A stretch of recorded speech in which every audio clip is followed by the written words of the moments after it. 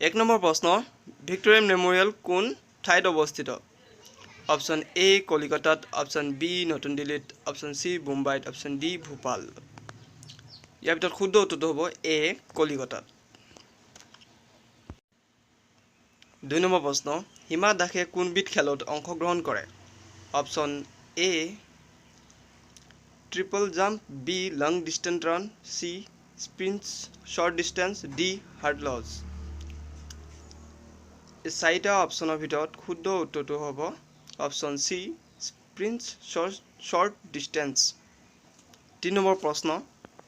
ডিচেম্বৰ 2021 বৰ্ষত অসম বৈভৱ বঁটা কোনগৰাকী ব্যক্তিক প্ৰদান কৰা হয় option A Jitendranath Goswami option B Ratan Tata option C Ratan Thiyam D Amarprabha Das এই চাৰিটা অপশ্যনৰ ভিতৰত শুদ্ধ উত্তৰটো হ'ব অপশ্যন বি ৰতন টাটা 4 নম্বৰ প্ৰশ্ন নৰেন্দ্ৰ মোদী ষ্টেডিয়ামখন কোন ঠাইত অৱস্থিত option A Baroda option B Surat option C Mehsana option D Ahmedabad এই চাৰিটা অপশ্যনৰ ভিতৰত শুদ্ধ উত্তৰটো হ'ব অপশ্যন ডি আহমেদাবাদ 5 নম্বৰ প্ৰশ্ন কোনগৰাকী ব্যক্তিৰ জন্মদিনত অভিৰুচি ক্ৰীড়া দিৱস পালন কৰা হয় option A Bhogeswar Baruah option B মনালচেৰ Baruah option C Radha Govinda Baruah option D Hima Das এই চাৰিটাৰ ভিতৰত শুদ্ধ উত্তৰটো অপশ্যন এ ভোগেশ্বৰ বৰুৱা 6 নম্বৰ প্ৰশ্ন নিম্নলিখিত কোনটো স্থানে অসম আৰু অৰুণাচল প্ৰদেশ সংলগ্ন কৰিছে option A Dirak option B Boxirhat option C Dimapur option D Jorhat ইয়াৰ ভিতৰত শুদ্ধ উত্তৰটো অপশ্যন এ ডিৰাক 7 নম্বৰ প্ৰশ্ন ইণ্ডিয়ান চিভিল সাৰ্ভিস ICS পৰীক্ষাত উত্তীৰ্ণ হোৱা অসমৰ প্ৰথমগৰাকী ব্যক্তি কোন আছিল option A Hemchandra Baruah option B Parvati Prasad Baruah option C Anandaram Baruah option D Jamchunga Nagpui ইয়াৰ ভিতৰত শুদ্ধ উত্তৰটো হ'ব চি আনন্দৰাম বৰুৱা 8 নম্বৰ প্ৰশ্ন কোনখন নগৰৰ মাজত নৰনাৰায়ণ সেতু অৱস্থিত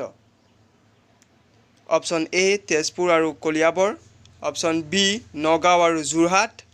অপশ্যন চি যোগীঘোপা আৰু পঞ্চৰত্ন অপশ্যন ডি ডিব্ৰুগড় আৰু ধেমাজি ইয়াৰ ভিতৰত শুদ্ধ উত্তৰটো হ'ব অপশ্যন চি যোগীঘোপা আৰু পঞ্চৰত্ন 9 নম্বৰ প্ৰশ্ন আহোম ৰাজ্যৰ শেষ ৰজাজন কোন আছিল option A Purandar Singha option B Jogeswar Singha option C Chandrakanta Singha option D Kamaleswar Singha ইয়াৰ ভিতৰত শুদ্ধ উত্তৰটো হ'ব অপশ্যন এ পুৰন্দৰ সিংহ 10 নম্বৰ প্ৰশ্ন লক্ষ্মীনাথ বেজবৰুৱা কবিতা অ মোৰ আপোনাৰ দেশ প্ৰথমে ক'ত প্ৰকাশিত হৈছিল option A Bahi option B Arunodoi option C Jonaki option D Jonbiri ইয়াৰ ভিতৰত শুদ্ধ উত্তৰটো হ'ব অপশ্যন এ বাহী 11 নম্বৰ প্ৰশ্ন গোপীনাথ বৰদলৈৰ ঠিক পিছতে অসমৰ মুখ্যমন্ত্ৰী কোন হৈছিল option A Bimala Prasad Chaliha option B Saratchandra Singha option C Bishnuram Medhi option D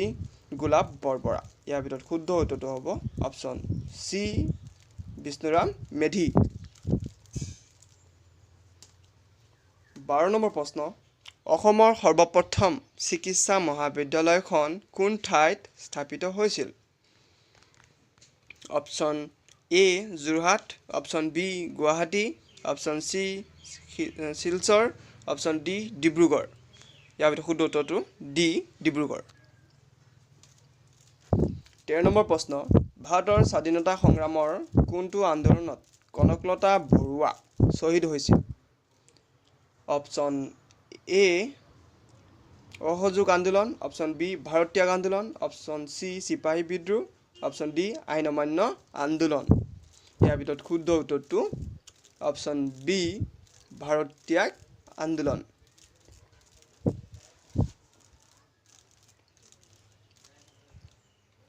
14 number প্ৰশ্ন অসম ৰাজ্যিক সংগ্ৰহালয় ক'ত অৱস্থিত option A Guwahati option B Majuli option C Nagaon option D Kohora. ইয়াৰ ভিতৰত শুদ্ধ উত্তৰটো এ গুৱাহাটী। 15 নম্বৰ প্ৰশ্ন, প্ৰথম ভাৰতীয় মহাকাশচাৰী কোন আছিল? A Rakesh Sharma, B Kalpana Chawla, C Vikram Sarabhai, D Yuri Gagarin. ইয়াৰ ভিতৰত শুদ্ধ উত্তৰটো হ'ব অপশ্যন এ ৰাকেশ শৰ্মা। ধন্যবাদ, আজিলৈ ইমানেই আছিল।